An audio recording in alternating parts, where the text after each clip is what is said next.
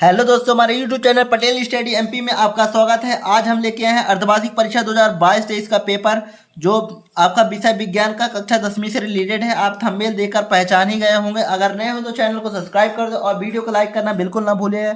आज हम जो पेपर लेके आए हैं, आप अगर उसको आप तैयार करके जाते हैं तो आपका 2 जनवरी से जो आपका पेपर स्टार्ट होने वाला है, तो मैं बता दे रहा हूँ, आपका 50 नंबर से ज़्यादा अंक बनने के चांसेस रहेंगे। और इसी क्वेश्चन को आप तैयार कर लीजिए, क्योंकि वेरी मोस्ट इंपॉर्टेंट इसमें क्वेश्चन दिया गया है। तो हमने बड़ी मुश्किल से इसका पेपर सेट किया है ना। तो देख लीजिए कौन कौन से क्वेश्चन है। तो पहला क्या है, सही विकल्प चुनकर लिखना है आपको। तो उसमें से पहला क्या है, NOH का 10 ml विलियन HCl के 8 ml से पूर्ण उदासीन हो जाता है यदि हम NaOH के उसी विलयन का 20 ml ले, तो उसे उदासीन करने के लिए HCl के उसी विलयन की कितनी मात्रा की आवश्यकता होगी। ये क्वेश्चन ज़्यादा आते नहीं है, फिर भी इसे सही विकल्प में घुसेड़ दिया गया है ना। तो देख लीजिए, पहला क्वेश्चन का आंसर होगा 16 ml होगा। क्या होगा? 16 ml होगा। और दूसरा क्या है, निम्नलिखित में से कौन सा युगल विस्थापन अभिक्रिया प्रदर्शित करता है? इसका सही होगा आंसर होगा, क्या होगा, पहला क्या होगा, NaCl विलयन एवं कॉपर धातु, ये भी ना होगा। MgCl2 और विलयन एवं एल्यूमिनियम धातु, ये भी आंसर नहीं होगा जहाँ तक है। तो तीसरा ऑप्शन क्या दिया देख लेते हैं, FeHSO4 विलयन एवं सिल्वर धातु। और चौथा क्या है, AgNO3 विलयन एवं कॉपर धातु। इसका सही आंसर क्या होगा, चौथा वाला होगा। और नेक्स्ट क्या है, तीसरा क्या है, कोई धातु ऑक्सीजन के साथ अभिक्रिया कर उच्च गलनांक वाला यौगिक निर्मित करती है, यह यौगिक जल में विलेय है, यह तत्व क्या हो सकता है? क्या होगा, जल में विलेय है, इसका क्या होगा, कैल्शियम, कार्बन या सिलिकॉन या लोहा। लोहा तो होता नहीं है जल में विलेय, सिलिकॉन भी नहीं होता, कार्बन भी आपने सुना नहीं होगा, लेकिन आपने जरूर सुना होगा कैल्शियम जल में विलेय होता है। क्या होता है, आप जानते ही हैं कि जो समुद्र का पानी होता है उसमें कैल्शियम की मात्रा सबसे ज़्यादा होती है ना। उसी को गर्म करके क्या बनाया जाता है, नमक बनाया जाता है, यानी कैल्शियम होता है जल में विलेय। और नेक्स्ट क्या है, चौथा क्या है, पेंटेन के कितने संरचनात्मक समअवयवों का चित्रण कर सकते हैं? तो इसका सही होगा आंसर, 3 समअवयव तत्वों का चित्रण कर सकते हैं पेंटेन में। और पांचवा क्या है, स्वपोषी पोषण के लिए आवश्यक है कार्बन डाइऑक्साइड तथा जल, क्लोरोफिल, सूर्य का प्रकाश से उपयुक्त सभी। इसका सही होगा, स्वपोषी पोषक के लिए आवश्यक है, यानी जैसे पेड़ पौधे, उसके लिए उपयुक्त सभी, यानी सभी की आवश्यकता हो। कार्बन डाइऑक्साइड एवं जल की भी होती है, क्लोरोफिल की होती है, सूर्य का प्रकाश की भी होती है, यानी तीनों चीज की होती है, उपयुक्त सभी आंसर होगा। और छठवें क्वेश्चन क्या है, मनुष्य में वृक्क, देख लीजिए आपको ना दिख रहा होगा, मनुष्य में वृक्क एक तंत्र का भाग है, से संबंधित है। वृक्क किससे संबंधित है, पोषण से, श्वसन से, उत्सर्जन से, परिवहन से। इसका सही आंसर होगा उत्सर्जन से होगा। और सातवां क्वेश्चन क्या है, निम्न में से कौन सा पदार्थ लेंस बनाने के लिए उपयुक्त नहीं किया जा सकता है? जल का है, कांच का, प्लास्टिक का, मिट्टी का। इसका सही आंसर होगा, क्या होगा, मिट्टी का उपयोग आप लेंस बनाने के लिए नहीं कर सकते हैं। और आठवां क्या है, किसी दर्पण से आप चाहे कितनी ही दूरी पर खड़े हो, आपका प्रतिबिंब सदैव सीधा प्रतीत होगा, संभवतः दर्पण है। इसका सही आंसर होगा केवल उत्तल लेंस वाला, इसका रियल आंसर होगा। और केवल समतल, केवल अवतल या समतल या उत्तल, इनमें से तीनों कोई आंसर नहीं होगा। इसका सही आंसर होगा तीसरा नंबर। अब आते हैं दूसरा, क्या है, सही जोड़ी बनाना है आपको। सही जोड़ी में बता दूं, इसका ऊष्मा का उत्पन्न होना, इसका सही में क्या होगा, ऊष्मा क्षेपी अम्ल होगा। एसिटिक अम्ल किसमें होता है, सिरका में होता है। और तीसरा क्या है, निकट दृष्टि दोष का क्या होगा, अवतल लेंस के लिए प्रयोग किया जाता है। और फिर क्या है, वर्ण विक्षेपण का सही आंसर होगा, क्या होगा, त्रिभुजाकार प्रिज्म में होगा वर्ण विक्षेपण। और क्या है, तारों का टिमटिमाना वायु का अपवर्तन होता है। और नेक्स्ट क्या है, विद्युत धारा का मात्रक क्या होगा, इसका सही आंसर होगा विद्युत सेल या बैटरी होता है। और विभवांतर क्या होगा, एम्पियर होगा। और प्रतिरोधक मात्रा क्या होता है, ओम मीटर आंसर होगा। तो आप देख लिए हैं, नहीं दिख रहा होगा तो फिर से मैं बता दे रहा हूँ, विद्युत धारा का मात्रा क्या होगा, विद्युत सेल होगा। और विभवांतर का क्या होगा, एम्पियर होगा, और प्रतिरोधकता का मात्रक ओम मीटर होगा। तो देख लीजिए, है ना। तो इन्हीं को आप, मैं आपको एक बार रिवाइज करा दे रहा हूँ, और इसका आंसर आप ध्यान से पढ़ लीजिएगा, और इसका पीडीएफ में अपने टेलीग्राम चैनल में दे दूंगा, तो आप वहीं जाकर आप इसका डाउनलोड कर सकते हैं, इसका पूरा पीडीएफ। नेक्स्ट क्या है, रिक्त स्थानों की पूर्ति कीजिए।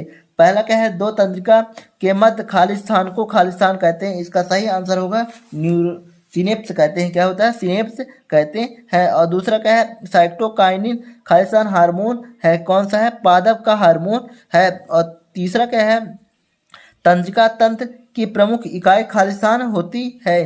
तंत्रिका तंत्र की प्रमुख इकाई क्या होती है, न्यूरॉन होती है। और चौथा क्या है, अलैंगिक जनन मुकुलन द्वारा खालिस्तान होता है, हाइड्रा में होता है। और पांचवा क्या है, अपुष्पी पादपों में खालिस्तान जनन होता है, इसका क्या होगा, वंशानुगतिकी, नहीं सॉरी, लैंगिक जनन होता है। क्या, अपुष्पी पादपों में क्या होता है, लैंगिक जनन होता है। और छठवां क्या है, मेंडल ने खालिस्तान के नियमों का प्रतिपादन क्या होगा, वंशानुगतिकी नियम का प्रतिपादन किया था। और सातवां क्या है, कर्ण पल्लव की पेशियां अक्ल दाढ़ मानव के डैश डैश अंग कहलाते हैं, इसका क्या है, अवशेषी होता है, अवशेषी होता है। और चौथा क्या है, एक वाक्य में आपको उत्तर देना है। तो पहला बता दें, आपका पहला क्वेश्चन क्या है, दो विलयनों को मिलाने पर एक अभिलेप पदार्थ बनता है, उस अभिक्रिया को क्या कहेंगे, इसका सही आंसर होगा अवक्षेप विलयन। क्या होगा, क्या, अवक्षेप विलयन। नेक्स्ट क्या है, दूसरा क्या है, लोहे पर जंग लगना किस अभिक्रिया कहलाती है, क्या रंग रासायनिक अभिक्रिया कहलाती है। लोहे पर जंग लगना कौन सी क्रिया कहलाती है, रासायनिक क्रिया कहलाती है। शुद्ध जल का पीएच मान कितना होता है, 7 होता है, ये सबको जानते हैं, 7 होता है। और एल्केन समजाति श्रेणी का प्रथम सदस्य का सूत्र क्या होता है, इसका सही आंसर होगा एल्केन का CH4 होता है। क्या होता है, CH4 होता है।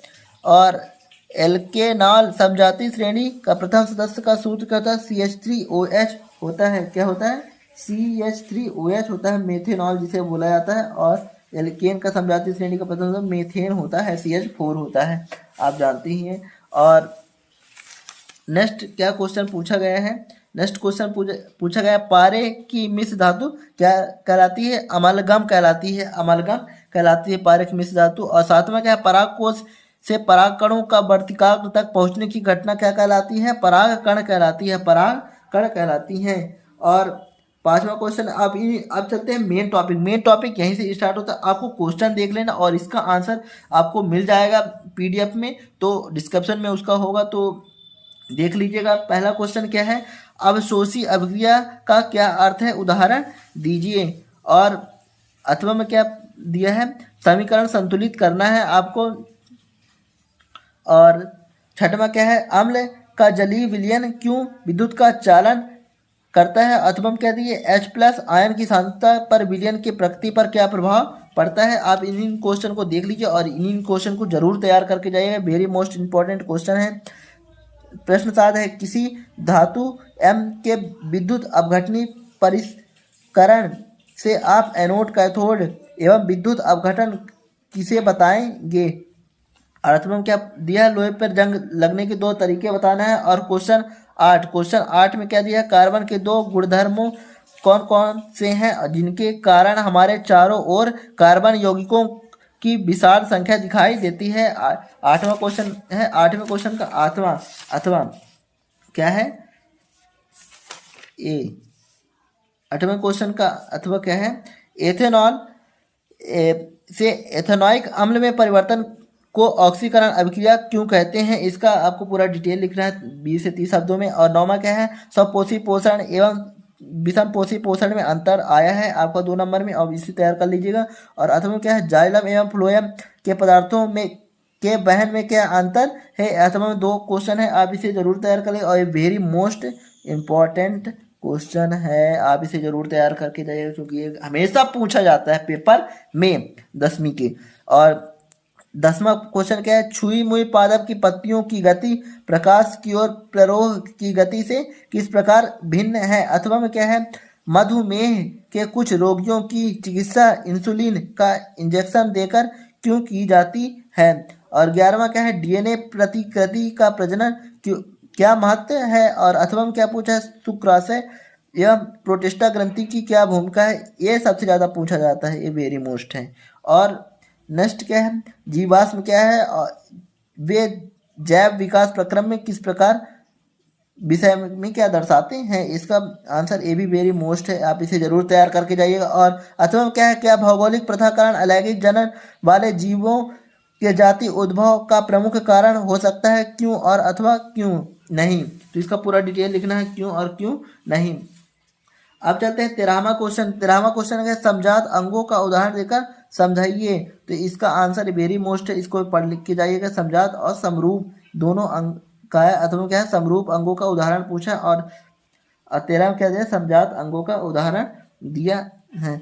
और 14 में क्या है, हीरे का अपवर्तनांक 2.42 है, तो इसका कथन का अभिप्राय आता है, ये भी very very most important question है, आप इसे जरूर तैयार कर लीजिएगा। अथवा में क्या है, निम्न स्थितियों में प्रयुक्त दर्पण का प्रकार बताइए, किसी कार का अग्रदीप हेडलाइट, और दूसरा क्या है, सौर भट्टी दर्पण पूछा है, तो दो आपका डिटेल लिखना है, एक एक नंबर का है। और 15वां क्या है, सामान्य नेत्र 2.5 सेंटीमीटर से निकट रखी वस्तुओं को सुस्पष्ट क्यों नहीं देख पाते हैं, तो ये भी वेरी मोस्ट इंपॉर्टेंट है, ये भी हमेशा पूछा जाता है, इसको भी आप जरूर तैयार कर लें। और अथवा में क्या दिया है, जब हम नेत्र से किसी वस्तु की दूरी को बढ़ा देते हैं तो नेत्र में प्रतिबिंब की दूरी में क्या होता है। और 16वां क्वेश्चन है विद्युत धारा के मात्रक की परिभाषा लिखिए, ये भी वेरी मोस्ट इंपॉर्टेंट है, ये आपको आगे भी चल के काम आएगा, इसे जरूर पढ़ लीजिएगा। और अथवा में क्या है, क्या कहेंगे कि तात्पर्य है कि दो बिंदुओं के बीच का विभवांतर 1 वोल्ट है, ये भी वेरी मोस्ट है, इसे भी जरूर पढ़ लीजिए। और 17वां क्या है, HCl NH2NO3 आदि विलयन जलीय विलयन में अम्लीय अभिलक्षण क्यों प्रदर्शित करते हैं, जबकि अल्कोहल एवं ग्लूकोज जैसे यौगिकों के विलयन में अम्लीयता के अभिलक्षण प्रदर्शित नहीं होते हैं। एक क्वेश्चन है, इसे आप तैयार कर लीजिएगा, एक है न्यूमेरिकल है।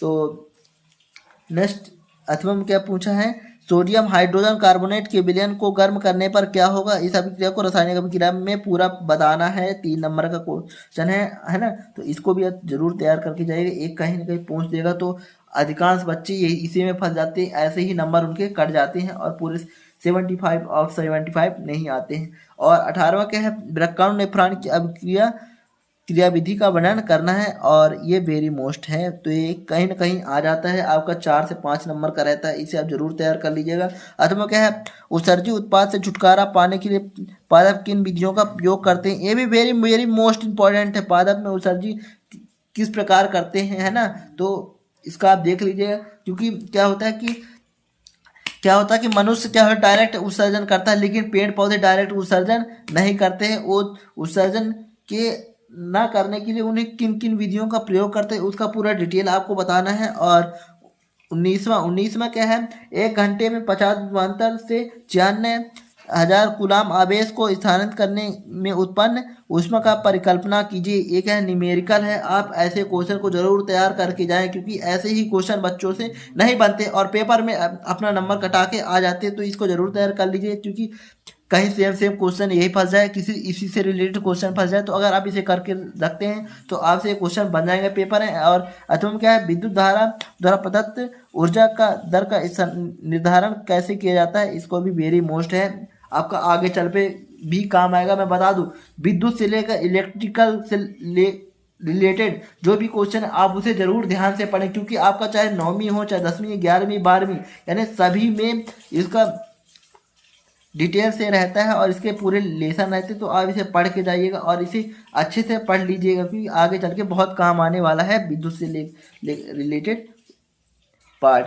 और 20वां क्वेश्चन क्या है, अभी क्रियाशील धातु को तनु हाइड्रोक्लोरिक अम्ल में डाला जाता है तो कौन सी गैस निकाली जाती है, और आयरन के साथ तनु H2SO4 की रासायनिक अभिक्रिया लिखना है आपको। अथवा में क्या है, सोडियम और मैग्नीशियम के लिए इलेक्ट्रॉन बिंदु संरचना बताना है आपको।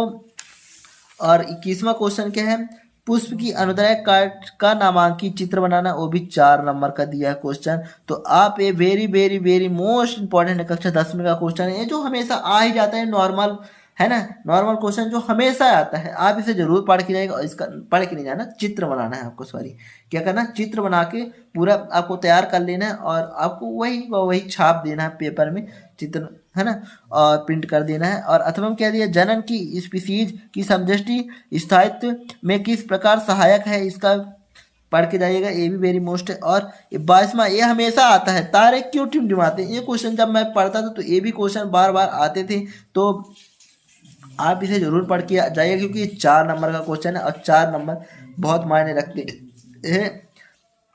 और अथवा में क्या है, किसी निकट दृष्टि से पीड़ित व्यक्ति का दूर बिंदु नेत्र सामने 80 सेंटीमीटर की दूरी पर है। इस दोष को संशोधित करने के लिए आवश्यक लेंस की प्रकृति तथा क्षमता क्या होगी। तो इसका पूरा डिटेल बताना है। तो दोस्तों मैं बता रहा हूँ, आप जितने भी न्यूमेरिकल हैं, है ना, तो अगर आप उससे बचना चाहते हैं तो ऐसे क्वेश्चन जरूर पढ़ के जाएं, क्योंकि ये वेरी मोस्ट इंपॉर्टेंट है आपका। आप इसे जरूर करें और इसको कम से कम करने की कोशिश करें, क्योंकि ये गलत होने के चांसेस ज़्यादा हैं। और इसे अगर आप थोड़ा सा भी डिटेल से अगर लिख देते हैं 30 से 40 शब्दों में, तो आपको 4 नंबर का पूरा नंबर मिल जाएगा। तो दोस्तों अगर यह वीडियो आपको अच्छा लगा हो तो इस चैनल को सब्सक्राइब कर लीजिए और वीडियो को लाइक करना बिल्कुल ना भूलिएगा। और इसका पीडीएफ आपको टेलीग्राम चैनल मिल जाएगा, या वीडियो के डिस्क्रिप्शन में भी मैं इसका पीडीएफ का लिंक मैं दे दूंगा, तो वहां जाके आप डाउनलोड कर सकते हैं। तो जय हिंद, जय भारत।